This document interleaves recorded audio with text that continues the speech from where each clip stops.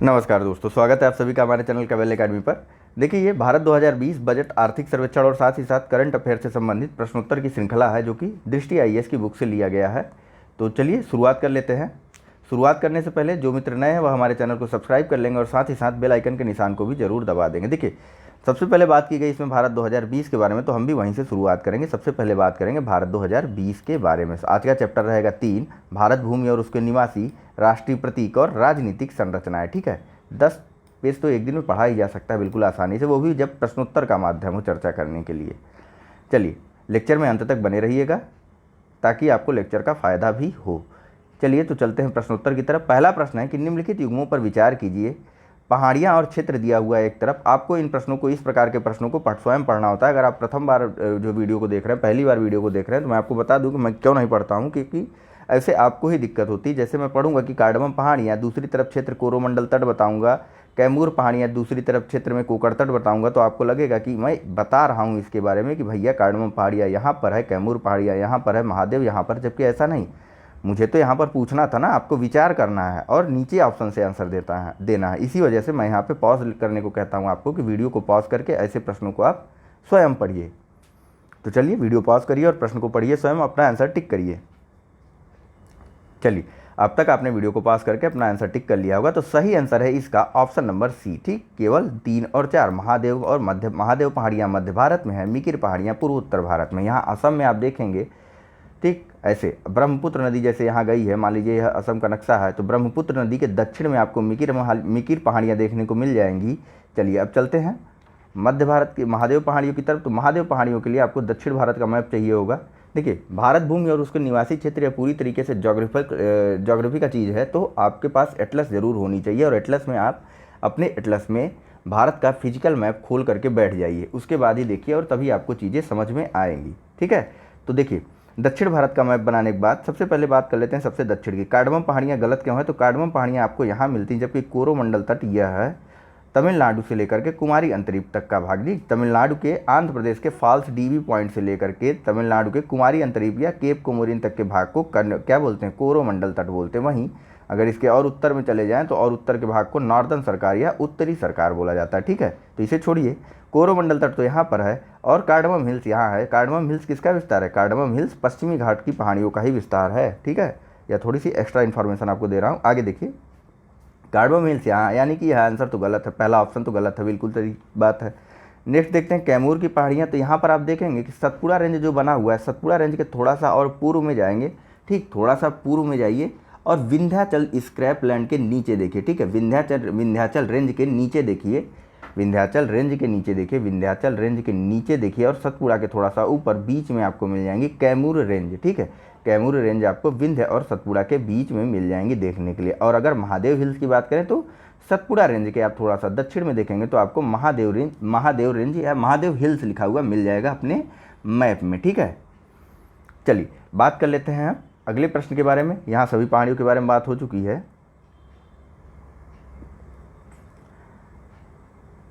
आगे है कि भारत निम्नलिखित में से कौन सा कथन सत्य है? ठीक है, देखिए, जब ऐसे ऑब्लिक वाले प्रश्न आ जाए ना, तो आपको एक साइड का पढ़ना रहता है। ठीक, या तो कौन से पढ़िए या तो कौन सा पढ़िए, और जिधर से इस साइड का लीजिए उधर से इस साइड का भी लीजिए, बस प्रश्न आसान हो जाएगा। वरना ऐसे पढ़ेंगे कि निम्नलिखित में से कौन सा से कथन सत्य है, तो ऐसे आप यहीं कन्फ्यूज हो जाएंगे, नीचे जाने की जरूरत ही नहीं पड़ेगी। तो चलिए, बताना है आपको कि निम्नलिखित में से कौन सा कथन सत्य है। पहला कथन है कि भारत की उत्तर पश्चिमी सीमा पाकिस्तान व अफगानिस्तान को स्पर्श करती है, और कथन 2 है कि भारत व श्रीलंका के मध्य पाक जलडमरू मध्य व मन्नार की खाड़ी स्थित है। कूट है ऑप्शन ए में केवल 1, ऑप्शन बी केवल 2, ऑप्शन सी 1 और 2 दोनों, ऑप्शन डी न तो 1 न ही 2। चलिए, सही आंसर है इसका ऑप्शन नंबर सी, 1 और 2 दोनों ही कथन सही है। आपको बहुत अच्छे से पता है, पाकिस्तान यहाँ पड़ता है हमारे, अफगानिस्तान यहाँ पड़ता है और हम यहाँ हैं, तो यह हमारी उत्तर पश्चिमी सीमा हो गई ना। ठीक, तो बिल्कुल सही बात है। कथन 2 पे देखिए, तो पहले दक्षिण भारत का एक मैप बनाते हैं, यहाँ थोड़ा अपना श्रीलंका बना देते हैं और इधर जोड़ बना देते हैं राम सेतु। अब राम सेतु के आप उत्तर में देखेंगे तो आपको मिल जाएगा पाक स्ट्रेट लिखा हुआ मिल जाएगा अपने मैप में, और अगर दक्षिण में देखेंगे तो आपको गल्फ ऑफ मन्नार देखने को मिल जाएगा। ठीक है, गल्फ ऑफ मन्नार यानी मन्नार की खाड़ी, और पाक स्ट्रेट यानी कि पाक जलडमरू मध्य। ठीक है, चलिए चलते हैं सीधा अगले प्रश्न की तरफ।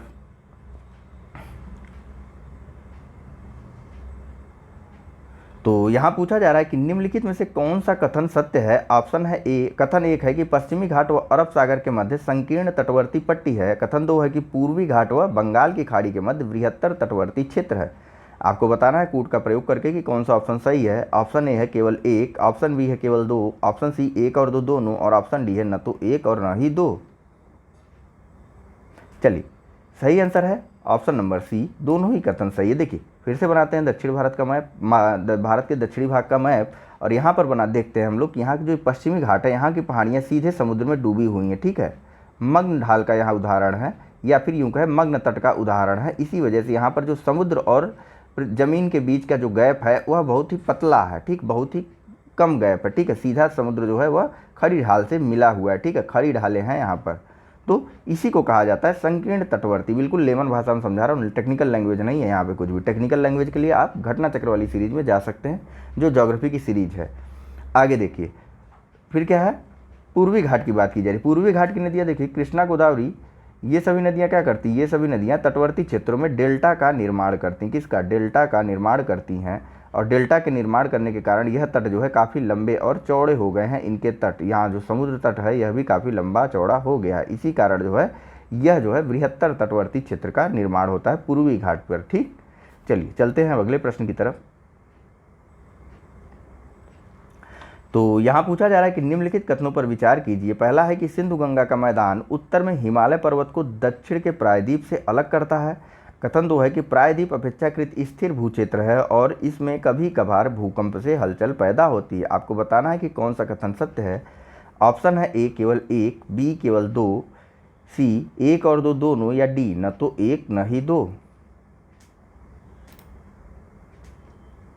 चलिए, सही आंसर है ऑप्शन नंबर सी, दोनों ही कथन सही है। देखिए सिंधु गंगा का मैदान क्या लिखा है, सिंधु गंगा का मैदान उत्तर में हिमालय पर्वत को दक्षिण के प्रायद्वीप से अलग करता है। हिमालय यहाँ पर है, ठीक, प्रायद्वीपी भाग यहाँ पर है, ऐसे मैप बना लीजिए।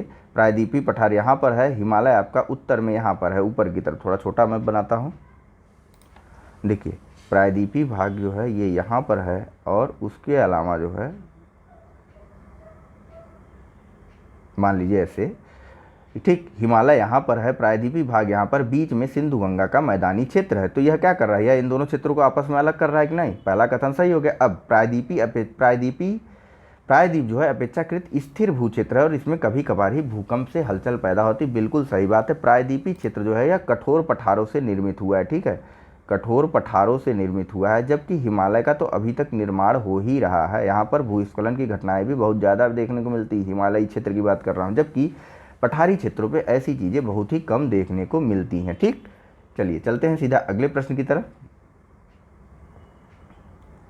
तो नेक्स्ट प्रश्न है हमारे पास कि निम्नलिखित कथनों पर विचार कीजिए। पहला कथन है कि पूर्व की ओर बहने वाली नदियों में गोदावरी, कृष्णा, कावेरी और महानदी शामिल नहीं है। और कथन दो है कि नर्मदा और ताप्ती पूर्व की ओर बहने वाली प्रमुख नदियां हैं। आपको बताना है कि उपर्युक्त में से कौन सा कथन सही है।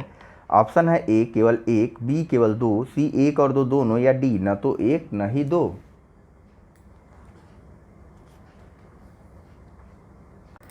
चलिए, इसका सही आंसर है ऑप्शन नंबर डी, न तो एक न ही दो, ठीक। पूर्व की ओर बहने वाली नदियों में गोदावरी, कृष्णा, कावेरी और महानदी शामिल नहीं है, ठीक। और नर्मदा और ताप्ती पूर्व की ओर बहने वाली प्रमुख नदियां हैं। देखिए शामिल नहीं है यहाँ लिखा हुआ है, ठीक है, शामिल नहीं है, जबकि ऐसा बिल्कुल नहीं है। गोदावरी, कृष्णा, कावेरी और महानदी यह पूर्व की ओर ही बहती हैं। यह महानदी, गोदावरी, कृष्णा, कावेरी यह सभी जो है पूर्व की दिशा की तरफ ही बहती हैं और डेल्टा का भी निर्माण करती। वहीं आप पश्चिम की तरफ देखेंगे तो नर्मदा और ताप्ती आपको यहाँ बहती हुई मिल जाएगी। तो यह कौन सी दिशा है, यह हो गई पश्चिम। तो यहाँ क्या लिखा है, नर्मदा और ताप्ती पूर्व की ओर बहने वाली प्रमुख नदियाँ हैं। बिल्कुल गलत बात, ठीक। तो यानी कि ऑप्शन नंबर डी सही होगा, है कि नहीं। चलिए चलते हैं, बात करते हैं अन्य प्रश्न के बारे में, अपने अगले प्रश्न की तरफ सीधा। देखिए यहाँ पर कुछ फैक्ट दिया हुआ है तो उसे भी देख लीजिए। हालांकि ज्योग्राफी वाले सीरीज में जब अपवाह तंत्र की बात होगी तो वहाँ पर डिस्कस किया जाएगा। देखिए दक्षिण प्रायद्वीप में गोदावरी दूसरी सबसे बड़ी नदी है जो भारत के 10% क्षेत्र को कवर करती है, ठीक है। इसके बाद कृष्णा नदी घाटी का स्थान आता है और इस क्षेत्र में महानदी एक, इसके बारे में छोड़ दीजिए। गोदावरी के बाद कृष्णा नदी का स्थान है। यह दोनों नदियाँ दक्षिण भारत की सबसे बड़ी नदियों में से एक हैं, ठीक। चलिए यहाँ बताइए, निम्नलिखित नदियों पर विचार करना है आपको। पहला सुबनसिरी, दूसरा धनसिरी, तीसरा मानस। आपको बताना है कि उपयुक्त में से ब्रह्मपुत्र की सहायक नदी कौन सी है। ऑप्शन है ए केवल एक, बी केवल 2 और 3, सी केवल 1 और 3, या डी 1, 2 और 3। चलिए, तीनों ही कथन सही हैं। आप मैप में ब्रह्मपुत्र की लोकेशन देखेंगे तो आपको यह सभी नदियां मिल जाएंगी वहां पर इसकी सहायक नदियों के रूप में। अन्य नदियों के बारे में भी जान लीजिए, अन्य ब्रह्मपुत्र की सहायक नदियां कौन कौन सी है। तो देखिए, भारत में ब्रह्मपुत्र की प्रमुख सहायक नदियां सुबनसिरी, जियाभरेली, धनसिरी, पुथिमारी, पडगलिया और मानस हैं। ठीक, कौन कौन सी हैं? सुबनसिरी, जियाभरेली, धनसिरी, पुथुमारी, पगलडिया और मानस। धनसिरी, जियाभरेली, सुबनसिरी, पुथुमारी, पगलडिया और मानस। ठीक, यह सभी ब्रह्मपुत्र की मुख्य सहायक नदियां हैं। चलिए बात करते हैं अगले प्रश्न के बारे में।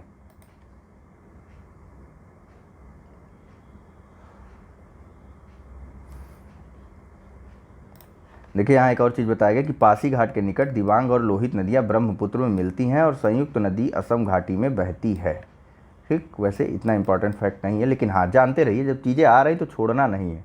आइए आगे बताइए अगले प्रश्न में कि नर्मदा नदी पश्चिम की ओर बहती है जबकि अधिकांश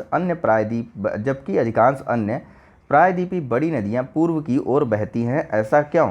पहला, यह एक रेखांशी विभ्रंश घाटी में बहती है। रेखांशी विभ्रंश यानी कि रिफ्ट घाटी से बहती है। दूसरा है कि यह विंध्य और सतपुड़ा के बीच बहती है। और कथन 3 है कि भूमि का ढलान मध्य भारत में पश्चिम की ओर है।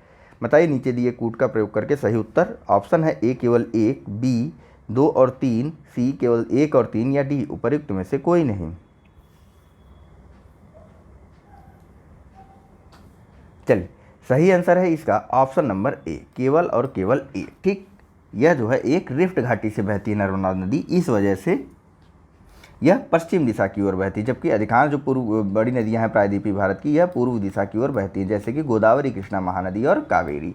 लेकिन नर्मदा ताप्ती रिफ्ट घाटी से बहती है, इस वजह से पश्चिम दिशा की ओर बहती है। चलिए बात कर लेते हैं अन्य विकल्पों के बारे में। यह बिल्कुल कथन सही है कि यह विंध्य और सतपुड़ा के बीच बहती है, बिल्कुल सही कथन है, लेकिन यह इसका एकमात्र रीजन, लेकिन यह इसका केवल एक कारण नहीं है कि यह पश्चिम दिशा की तरफ बहती है। पश्चिम दिशा की तरफ बहने का मुख्य कारण यही है कि यह एक रिफ्ट घाटी में से बहती है नर्मदा नदी। नेक्स्ट देखिए कि भूमि का ढलान मध्य भारत में पश्चिम की ओर है, बिल्कुल नहीं। भूमि का ढलान जो है उत्तर पश्चिम से उत्तर पूर्व की तरफ है। ठीक है, उत्तर पश्चिम से लेकर के दक्षिण पूर्व की तरफ है इसका ढलान। ठीक, किसका? प्रायद्वीपी भारत का। ठीक, यहाँ उत्तर पश्चिम है, ऊ लिख दे रहा हूँ, ऊ प लिख दे रहा हूँ। उत्तर पश्चिम से यह ढलान शुरू होता है और आता है दक्षिण पूर्व की तरफ। ठीक, दक्षिण पूर्व की तरफ यह ढलान है, किसका? प्रायद्वीपी भारत का ढलान। इसी वजह से अधिकांश जो बड़ी नदियां हैं जो रिफ्ट घाटी से होकर के नहीं बहती हैं, ठीक है, रिफ्ट घाटी यानी एक निश्चित वे बन जाता है, पहाड़ों पर एक निश्चित रास्ता बन गया। अब जब निश्चित रास्ता बन गया तो पानी तो उधर ही से जाएगा, ढलान की तरफ कैसे भागेगा। लेकिन जब यह निश्चित रास्ता नहीं होता है तो नदियाँ जो हैं वह अपना अलग से मार्ग चुनती हैं और निश्चित ढलानों पर उत्तर पश्चिम से दक्षिण पूर्व दिशा की ओर ज़्यादातर नदियाँ बहती हैं। आप जो है मैप में अन्य नदियों के बहाव को देख सकते हैं या अपवाह को देख सकते हैं। चलिए बात करते हैं अगले प्रश्न की। इतना ज़्यादा टाइम अगर एक प्रश्न पर देंगे तो काम कैसे चलेगा भाई। बताइए, निम्नलिखित कथनों पर विचार कीजिए। पहला है कि दक्कन क्षेत्र में सामान्यतः पूर्व दिशा में बहने वाली अधिकतर बड़ी नदी प्रणालियाँ बंगाल की खाड़ी में गिरती हैं। कथन 2 है कि नर्मदा नदी बेसिन व कावेरी नदी बेसिन लगभग समान आकार के हैं। आपको बताना है कि कौन सा कथन सही है। ऑप्शन है ए केवल 1, बी केवल 2, सी 1 और 2 दोनों, या डी न तो 1 न ही 2।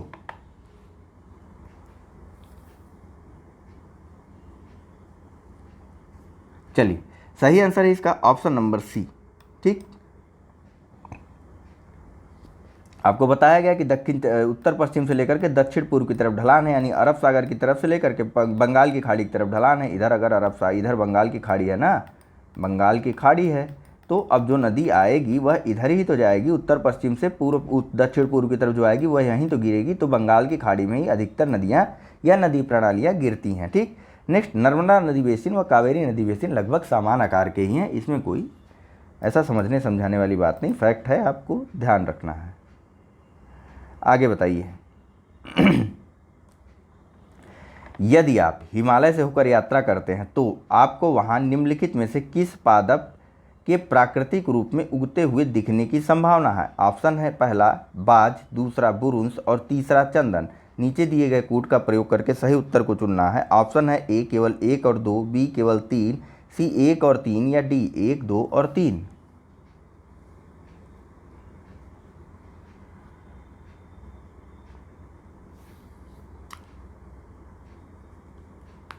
चलिए, सही आंसर है इसका ऑप्शन नंबर ए, बाज और बुरुंश आपको देखने को मिलेंगे। चंदन तो आपको दक्षिण भारत में मिलेगा, यहाँ मिलेगा चंदन।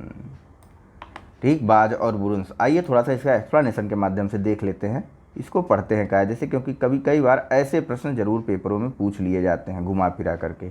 देखिए, हिमालयी क्षेत्र में जब हम यात्रा करते हैं तो आपको कैसे कैसे पेड़ देखने को मिलेंगे। तो देखिए, जो शीतोष्ण क्षेत्र है हिमालय का, वहाँ पर आपको चीड़, शंकुधारी वृक्ष, चौड़ी पत्तियों वाले शीतोष्ण वृक्ष बहुतायत में मिलेंगे। और हिमालय के ऊंचे शिखरों पर आपको देवदार, नीले चीड़, सनोवर वृक्ष और श्वेत देवदार के जंगल मिल जाएंगे। ठीक है, पेड़ों के नाम आपको याद करते चलना है। ठीक, चीड़, शंकुधारी वृक्ष और चौड़ी पत्तियों वाले शीतोष्ण वृक्ष बहुतायत में मिलेंगे। कहाँ? शीतोष्ण क्षेत्रों में। वहीं और ऊंचे शिखरों पर अगर चलेंगे तो वहाँ पर देवदार, नीले चीड़, सनोवर वृक्ष और श्वेत देवदार मिलेंगे। वहीं पूर्वी हिमालय क्षेत्र में पूर्वी हिमालय क्षेत्र सिक्किम से पूर्व की ओर फैला है तथा दार्जिलिंग, कार्सियांग और आसपास के क्षेत्रों को अपने में समेटे हुए है। और यहाँ के शीतोष्ण क्षेत्रों में आपको बाज या ओक के वृक्ष, वहीं बुरुंश, जायफल, द्विफल, बड़े फूलों वाले सदाबहार वृक्ष, भोज वृक्ष और छोटी बेत के जंगल देखने को मिलते हैं। ठीक है, पूर्वी हिमालय में ये मिलेगा, पश्चिमी हिमालय में ये मिलेगा। ठीक है, पश्चिमी हिमालय का क्षेत्र कश्मीर से कुमाऊं तक का है और पूर्वी हिमालय का क्षेत्र सिक्किम से लेकर के दार्जिलिंग, कार्सियांग के क्षेत्रों तक का फैला हुआ है। ठीक,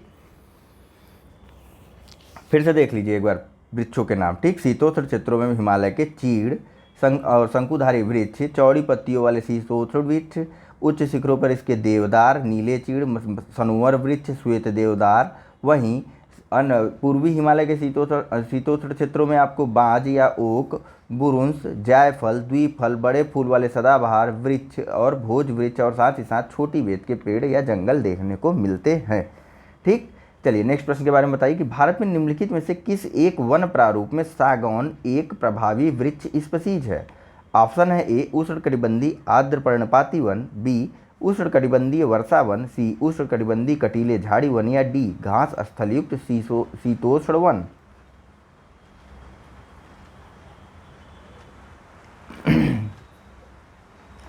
चलिए, सही आंसर है इसका ऑप्शन नंबर सी, उष्णकटिबंधीय ऑप्शन नंबर ए उष्णकटिबंधीय आर्द्र पर्णपाती वन, यानी कि बताइए ट्रॉपिकल मॉइस्ट डेसिडियस फॉरेस्ट। ठीक, बहुत कठिन है ना, इसे ही याद रखिए। उष्णकटिबंधीय आर्द्र पर्णपाती वनों में आपको सागौन के वृक्ष देखने को मिलते हैं। ठीक है, सागौन या टीक के वृक्ष। चलिए आइए इसके भी एक्सप्लेनेशन के माध्यम से थोड़ी सी इसके बारे में चर्चा करते हैं और जानते हैं कि उष्णकटिबंधीय आर्द्र पर्णपाती वनों की अन्य क्या विशेषता होती है और यहाँ पर और किस प्रकार के वृक्ष मिलते हैं।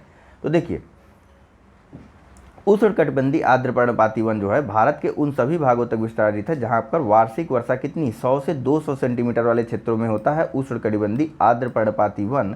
और ये कहाँ से कहाँ तक है? तो उत्तर पूर्वी राज्यों में हिमालय के गिरिपद यानी पर्वत के नीचे के भाग को गिरिपद बोलते हैं। ठीक है, हिमालय ये हो गया और इसके नीचे का यह क्षेत्र गिरिपद हो जाएगा। ठीक है, ऐसे ऐसे हिमालय है और ऐसे ऐसे आपका गिरिपद का क्षेत्र चलता रहता है। ठीक है, तब देखिए यहाँ पर उत्तर पूर्वी राज्यों हिमालय के गिरिपद पश्चिमी घाट के पूर्वी ढालों पर, पश्चिमी घाट यह है और इसका पूर्वी ढाल ये है। ठीक, जो वृष्टि छाया क्षेत्र भी जिसे हम गिनते हैं, यहाँ पर अधिक वर्षा नहीं होती, 100 से 200 सेंटीमीटर ही मैक्सिमम वर्षा होती है। ठीक है, तब देखिए उत्तर पूर्वी राज्यों पश्चिम हिमालय के गिरिपद, पश्चिमी घाट के पूर्वी क्षेत्रों और छोटा नागपुर का पठार और साथ ही साथ उड़ीसा में जो है उष्णकटिबंधीय आर्द्र पर्णपाती वन पाए जाते हैं। और इन वनों में प्रमुख रूप से जो वृक्ष होते हैं वे हैं साल, सागौन या टीक, शीशम, हुर्रा, महुआ, आंवला, कुसुम और चंदन। ठीक, चंदन किस प्रकार के वनों में मिलता है? चंदन जो है यह उष्णकटिबंधीय आर्द्र पर्णपाती वनों की विशेषता है, इसीलिए चंदन आपको वहाँ बाज बुरुंश के साथ हिमालयी क्षेत्रों में देखने के लिए नहीं मिला था। ठीक है, तब हिमालयी क्षेत्र शीतोष्ण क्षेत्र है ना भाई। अब आगे देखिए कौन कौन से वृक्ष हैं? साल, सागौन, शीशम, हुर्रा, महुआ, आंवला, कुसुम और चंदन। और देखिए टीक के वृक्षों की अगर बात करें तो यह क्या भारत में स्पेसिफिक रूप से मिलते हैं? नहीं, बिल्कुल नहीं है। भारत के अलावा Myanmar, Thailand, Indonesia, Philippines, Laos और अन्य देशों में भी सागौन के वृक्ष मिलते हैं। ठीक, एक चीज़ जानते रही, उष्णकटिबंधीय आर्द्र पर्णपाती वनों में वर्षा अधिकतम 100 से 200 सेंटीमीटर होती है, जैसे यहाँ वर्षा हो रही है अभी फिलहाल, और ज़्यादा मात्रा में हो रही, मुझे नहीं पता कितने सेंटीमीटर, ठीक है।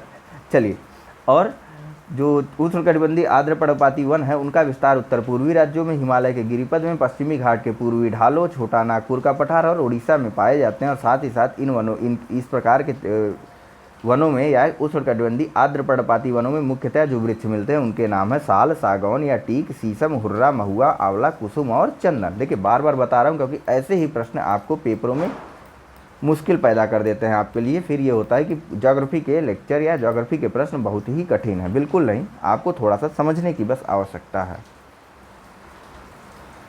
चलिए यहाँ बताइए, पेज देख रहा हूँ मैं थोड़ा सा उल्टा सीधा आया, कहीं पर बड़ा हो गया है, कहीं पर छोटा हो गया है, कोई बात नहीं, इस बार एडजस्ट कीजिए, अगली बार इस पर ध्यान दिया जाएगा। देखिए यहाँ पूछा जा रहा है कि निम्नलिखित में से कौन सा कथन सत्य है। ऑप्शन है, पहला कथन है कि 2011 की जनगणना के अनुसार 5 वर्ष या इससे अधिक आयु वर्ग के ऐसे व्यक्ति को साक्षर माना गया जो किसी भाषा में पढ़ने व लिखने में सक्षम हो।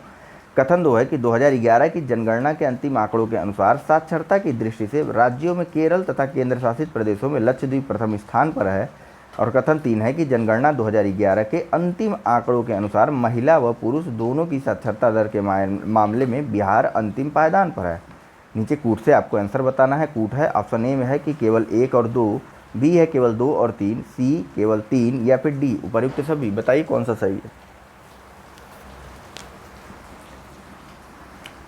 चलिए इसका सही आंसर है ऑप्शन नंबर बी, केवल 2 और 3 सही है, ठीक है। पुरुष और स्त्री दोनों ही साक्षरता के मामले में जनगणना 2011 के अनुसार बिहार का स्थान अंतिम था। वहीं साक्षरता दर के मामले में केरल राज्यों में प्रथम था और केंद्र शासित प्रदेशों में लक्षद्वीप का पहला स्थान था, ठीक है। लक्षद्वीप का केरल का राज्यों में पहला स्थान था और केंद्र शासित प्रदेशों में लक्षद्वीप पहले नंबर पर था साक्षरता के मामले में। अब बात करते हैं यहाँ पर, देखिए 2011 की जनगणना के अनुसार 5 नहीं 7 वर्ष, ठीक, 7 वर्ष या इससे अधिक आयु का अगर कोई व्यक्ति है जो किसी भी वर्ग को, जो ऐसा व्यक्ति साक्षर माना गया है जो किसी भी भाषा को पढ़ने या लिखने में सक्षम है, या तो पढ़ने व लिखने में सक्षम है, ठीक है। और लिखना बस इतना माना गया था कि वो अपना नाम लिख ले रहा है कि नहीं, छोड़िए, फिलहाल यह मेंस के लिए इंपॉर्टेंट है। यहाँ बस इतना जानिए कि 7 वर्ष से अधिक आयु के उसी व्यक्ति को साक्षर माना गया 2011 की जनगणना के अनुसार जो किसी भी भाषा को पढ़ने व लिखने में सक्षम था। और 2011 की जनगणना में साक्षरता दर में बिहार का अंतिम स्थान था, पुरुष और स्त्री साक्षरता दोनों ही क्षेत्रों में, और केरल का जो है प्रथम स्थान था राज्यों के मामले में, और केंद्र शासित प्रदेशों के मामले में यह स्थान था लक्षद्वीप का। वही कुल साक्षरता की बात करें तो कितनी थी बताइए। देखिए देश में कुल साक्षरता की दर थी 73% और जिसमें कि पुरुष साक्षरता थी 80.9% और महिला साक्षरता थी 64.6%, ठीक है। महिला साक्षरता 64.6% थी और पुरुष साक्षरता 80.9% थी। वहीं कुल साक्षरता दर थी 73%, ठीक है। चलिए आइए बात करते हैं अब अगले प्रश्न के बारे में। यहाँ पर सब कुछ दिया भी हुआ है। वैसे हाँ, एक चीज़ और, बुक को परचेज जरूर कर लीजिएगा ताकि आसानी हो आपको इस बुक को 2 से 3 बार पढ़ने के लिए। एक बार वीडियो के माध्यम से पढ़िएगा, दोबारा बुक को देखिए पढ़िएगा, फिर तीसरी बार वीडियो के माध्यम से रिवीजन कर लीजिएगा फास्ट मोड में डाल करके, ठीक है। फास्ट मोड में कैसे डाला जाता है वीडियो को? फास्ट मोड में आप जैसे जहाँ प्लेलिस्ट है वहाँ पर देखेंगे, यहाँ 3 डॉट बना हुआ है, इन 3 डॉट पर क्लिक करेंगे तो नीचे आपको 3-4 ऑप्शन मिल जाएंगे जिसमें प्लेबैक स्पीड भी एक लिखा होगा, प्लेबैक एक लिखा होगा। वहाँ पर जा करके उसके सामने नॉर्मल लिखा होगा, तो नॉर्मल को जा करके आप अपनी सुविधानुसार स्पीड को घटा भी सकते हैं और बढ़ा भी सकते हैं, ठीक। चलिए बात करते हैं अगले प्रश्न की। तो यहाँ पूछा जा रहा है कि 2011 की जनगणना के संदर्भ में निम्नलिखित युगों में से कौन सा सुमेलित है। पहला, भारत में राज्यों की दृष्टि से सर्वाधिक जनसंख्या घनत्व बिहार। सुमेलित करवाने वाला है भाई, आप पढ़िए।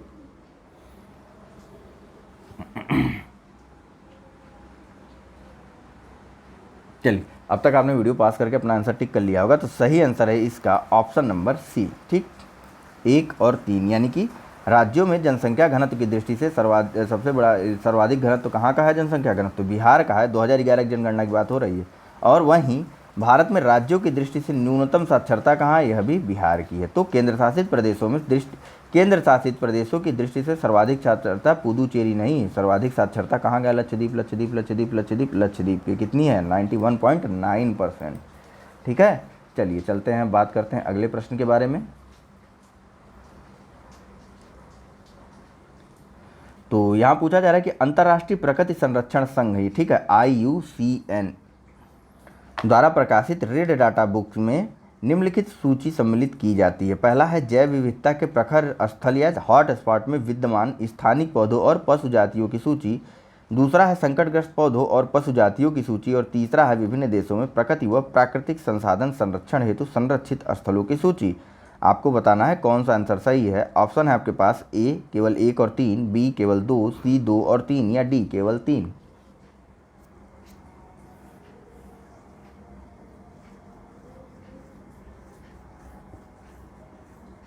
चलिए, सही आंसर है इसका ऑप्शन नंबर बी, ठीक, केवल 2। देखिए, IUCN द्वारा जो रेड डाटा लिस्ट जारी की जाती है इसमें केवल संकटग्रस्त पौधों और पशु जातियों की सूची रहती है, जो कि विश्व भर की रहती है, किसी पर्टिकुलर जगह की नहीं रहती है, ठीक है। और यह रेड डाटा बुक हर वर्ष IUCN द्वारा जारी की जाती है, हर वर्ष, प्रत्येक वर्ष IUCN इस लिस्ट को अपडेट भी करता रहता है, ठीक है। चलिए, और अगर बात करें जैव विविधता प्रखर स्थलों के बारे में, तो यह कहाँ भैया, हॉट स्पॉट क्षेत्रों के बारे में सूची कौन जारी करता है? हॉट स्पॉट क्षेत्रों के बारे में सूची जारी करता है कंजर्वेशन इंटरनेशनल, ठीक है। यहाँ देखिए, आपको मिल भी जाएगा लिखा हुआ। देखिए, जैव विविधता के हॉट स्पॉट कंजर्वेशन इंटरनेशनल द्वारा जारी किए जाते हैं तथा विभिन्न देशों की प्रकृति एवं प्राकृतिक स्थलों की सूची यूनेस्को द्वारा जारी की जाती है। वो जो ऑप्शन नंबर हमारा था, बताइए कौन सा, ऑप्शन नंबर 3 जो था, ठीक। प्रकृति एवं प्राकृतिक स्थलों की सूची यूनेस्को जारी करता है, हॉट स्पॉट क्षेत्रों की सूची कंजर्वेशन इंटरनेशनल द्वारा जारी की जाती है, ठीक। चलिए, रेड डाटा सूची IUCN जारी करता है, जिसमें जो संकटग्रस्त पौधे और प्राणियों की जातियां होती इन सभी को शामिल किया जाता है। आइए बात करते हैं अगले प्रश्न पर सीधा। यहाँ पूछा जा रहा है कि निम्नलिखित कथनों पर विचार कीजिए। पहला कथन है कि भारतीय मौसम विभाग ने भारतीय जलवायु को 4 भागों में वर्गीकृत किया है, और कथन 2 है कि भारतीय भूभाग को वनस्पतियों के आधार पर 8 वानस्पतिक क्षेत्रों में वर्गीकृत किया जाता है। बताना है कौन सा कथन सत्य है। ऑप्शन है ए केवल 1, बी केवल 2, सी 1 और 2 दोनों, या डी न तो 1 न ही 2। चलिए, सही आंसर है इसका ऑप्शन नंबर सी, दोनों के दोनों ही कथन सही हैं। आइए थोड़ा सा इसके बारे में, इसके एक्सप्लेनेशन को देखते हुए बात करते हैं, क्योंकि कुछ चीज़ें ऐसा ना हो कि वे छूट जाए। देखिए, भारत की जलवायु को जो है मोटे तौर पर उष्णकटिबंधीय मानसून कहा जाता है, ठीक है। मोटे तौर पर तो हम क्या कह देते हैं, उष्णकटिबंधीय मानसून है भारतीय जलवायु। लेकिन भारतीय मौसम विभाग ने इस आधिकारिक तौर पर 4 ऋतुएं निर्धारित की हैं। वे कौन कौन सी हैं? तो शीत, जो कि दिसंबर से अप्रैल तक रहता है, फिर ग्रीष्म या मानसून पूर्व ऋतु, ठीक, ग्रीष्म या मानसून के पहले की जो ऋतु होती है उसे, और यह कब से कब तक रहता है? यह रहता है अप्रैल से लेकर के जून तक। उसके बाद तीसरा है मानसून या वर्षा ऋतु, जो कि जून से सितंबर तक चलता है, और फिर सबसे अंत में चौथा है मानसून परवर्ती ऋतु, ठीक, जिसमें मानसून वापस लौटता है, और यह कब से कब रहता है? यह अक्टूबर से दिसंबर तक मानसून परवर्ती ऋतु रहती है, ठीक है। वहीं भारत के 8 विशिष्ट वानस्पतिक क्षेत्रों को भी वर्गीकृत किया गया, और ये क्षेत्र है पश्चिमी हिमालय, पूर्वी हिमालय, असम, सिंधु का मैदान, गंगा का मैदान, दक्षिणी क्षेत्र, मालाबार और अंडमान क्षेत्र। फिर से जान लीजिए कि भारत को 8 विशिष्ट वानस्पतिक क्षेत्रों में वर्गीकृत किया गया है। पश्चिमी हिमालय, पूर्वी हिमालय, असम, सिंधु का मैदान, गंगा का मैदान, दक्षिणी क्षेत्र, मालाबार और अंडमान क्षेत्र, ठीक है। ये सारी चीज़ें आपको बहुत अच्छे से याद होनी चाहिए। ऊपर के मानसून को भी याद रखना जरूरी है। चलिए, इसी के साथ यह चैप्टर खत्म होता है। हम आ गए अपने राष्ट्रीय प्रतीकों वाले चैप्टर में। तो यहाँ से तो मैं सीधा आंसर ही बताता चलूँगा, इसमें समझने समझाने वाला कोई चीज़ है ही नहीं। तो चलिए, पहला प्रश्न है आपके सामने, बताइए क्या है। पहला प्रश्न है कि राष्ट्रीय ध्वज के संदर्भ में निम्नलिखित कथनों पर आपको विचार करना है कि ध्वज की सफ़ेद पट्टी के मध्य में काले रंग का चक्र निर्मित है, और कथन 2 है कि 22 जुलाई 1947 को भारतीय संविधान सभा द्वारा राष्ट्रीय ध्वज के प्रारूप को स्वीकार किया गया। आपको बताना है कौन सा कथन सत्य है। ऑप्शन है ए केवल 1, बी केवल 2, सी 1 और 2 दोनों, या डी न तो 1 न ही 2। चलिए, सही आंसर है ऑप्शन नंबर बी, केवल 2। 22 जुलाई 1947 को संविधान सभा ने राष्ट्रीय ध्वज को स्वीकार किया था। सफ़ेद पट्टी के बीच में काले रंग नहीं, नीले रंग की पट्टी होती है, नीले रंग का चक्र होता है, ठीक। ध्वज का अनुपात कितना होता है? 3:2। और उस पट्टी में जो चक्र होता है उसमें कितनी तीलियाँ होती हैं? 24, ठीक है। आगे बताइए, भारत के संप्रतीक के नीचे उत्कीर्ण, संप्रतीक यानी राष्ट्रीय चिन्ह के नीचे उत्कीर्ण भारत के राष्ट्रीय आदर्शों की सत्यमेव जयते कहाँ से ली गई है? ऑप्शन है ए कठोप उपनिषद, बी छांदोग्य उपनिषद, सी ऐतरेय उपनिषद या डी मुंडक उपनिषद या पांचवा ऑप्शन मैं आपको दे रहा हूँ मुंडकोपनिषद, मांडुक्योपनिषद, मुंडकोप नहीं मांडुक्यो। चलिए सही आंसर है इसका, वैसे पांचवे की जरूरत भी नहीं है। सही आंसर ऑप्शन नंबर डी है, मुंडक उपनिषद है। एंशिएंट हिस्ट्री वाले लेक्चर में बहुत अच्छे से बात की गई है इन सब के बारे में, और साथ ही साथ बात की गई है कॉन्स्टिट्यूशन वाले चैप्टर्स में, ठीक है। कॉन्स्टिट्यूशन हालांकि हमारा जल्दी खत्म हो जाएगा, मेरे ख्याल से 5 से 6 दिन में पूरी घटना चक्र खत्म हो जाएगी। आइए बताइए, निम्नलिखित कथनों पर विचार कीजिए। पहला है कि भारतीय राष्ट्रगान मूल रूप से बांग्ला में रविंद्रनाथ टैगोर द्वारा लिखा गया था, और दूसरा कथन है कि 27 दिसंबर 1911 को सर्वप्रथम भारतीय राष्ट्रीय कांग्रेस के कलकत्ता अधिवेशन में इसे गाया गया था। आपको बताना है कि उपरोक्त कथनों में से कौन सा कथन सत्य है। ऑप्शन है ए केवल 1, बी केवल 2, सी 1 और 2 दोनों, डी न तो 1 न ही 2।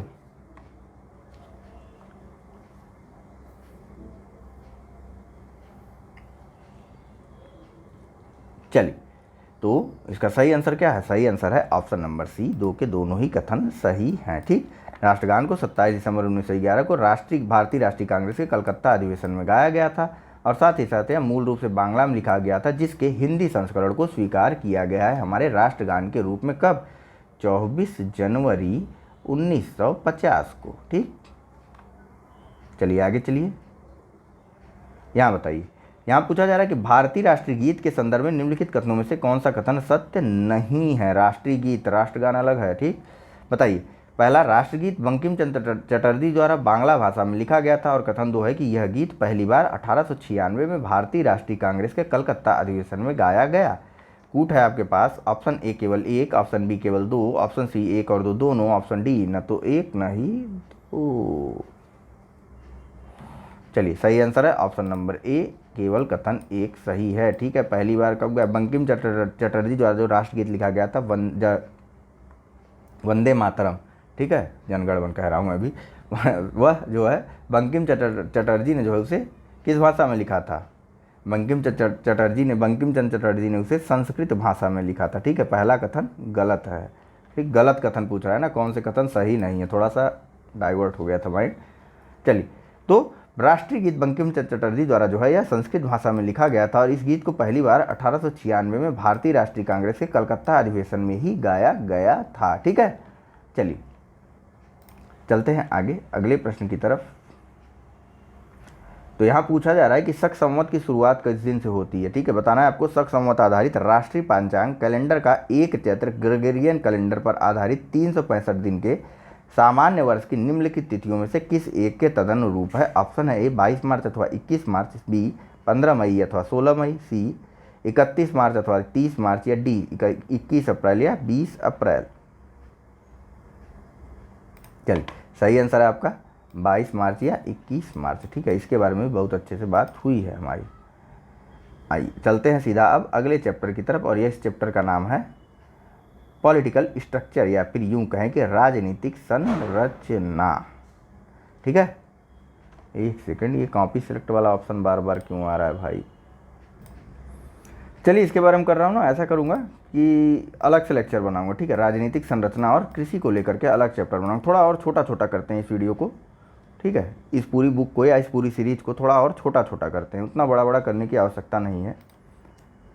चलिए thank you very much for discussion. हाँ, इसके साथ साथ आपको अन्य चीज़ें भी मिलती रहेंगी, इसी वजह से इसको छोटा किया जा रहा है, ठीक है।